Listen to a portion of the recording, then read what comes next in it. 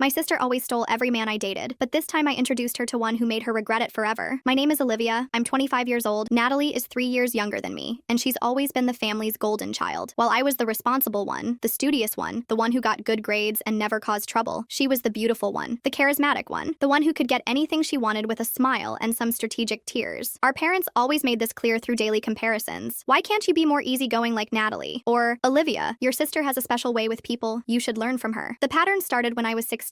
I was dating a senior boy named David. It was my first serious relationship, that intense teenage love that feels like it will last forever. Natalie was only 13 at the time, but she already showed a disturbing intuition about how to get male attention. During a house party, she showed up wearing one of my tightest shirts and started asking innocent questions to David about his hobbies, his dreams, his fears. Within 2 weeks, he broke up with me saying he needed space and wasn't ready for anything serious. A week later, I found them kissing in the backyard. When I confronted my parents about Natalie's behavior, the response was always the same. She's just a child, Olivia. She doesn't understand what she's doing. You should be more understanding with your little sister. But I saw in her eyes that she understood perfectly. There was a subtle satisfaction, almost imperceptible, when she got what she wanted. And what she wanted was always what was mine. At 17, it was Marcus, the basketball team captain. At 18, Jeremy, my chemistry lab partner whom I had studied with for months before we grew close. At 19, it was Alex, whom I met in college and with whom I spent the entire summer talking on the phone. The pattern was always the same. Natalie would appear, show interest in the same subjects they liked, flirt in an apparently innocent way, and within weeks or months, they would completely lose interest in me. The most painful part wasn't losing the boyfriends. Over time, I began to realize that if they were easily seduced by a younger girl, maybe they weren't really the type of man I wanted by my side. What hurt me most was the family's complicity. Natalie was never held accountable for her actions. It was always just a coincidence, or she didn't do anything wrong. The boys just changed their minds on their own. When I turned 20 and entered my third year of accounting college, I thought maybe things would change. Natalie was in her senior year of high school, busy with her own responsibilities. For a few months, I had the illusion that I could finally have normal relationships without the constant threat of family sabotage. That's when I met Daniel, an engineering student who worked part-time at the university library. He was different from the others, more mature, more focused, genuinely interested in deep conversations about the future. We dated for 4 months before I made the mistake of bringing him to Natalie's birthday dinner. During the following weeks, she asked seemingly casual questions about my routine, my weekend plans, the places I frequented. I knew I was being investigated, but I couldn't imagine how she would discover more details without me inadvertently providing clues. Her justification was always the same, delivered with that sweet smile she'd used since childhood. It's not my fault if they prefer someone younger and more interesting, Liv. Maybe you should ask yourself why you can't keep them interested. And when I tried to argue or show my indignation, she would add, besides, I'm just showing the truth about them. If they really loved you, they wouldn't be so easy to conquer, don't you think? That's how I spent my 20s, always looking over my shoulder, always waiting for the next person I was interested in to eventually be seduced by my younger sister. I began to develop a strange kind of romantic paranoia.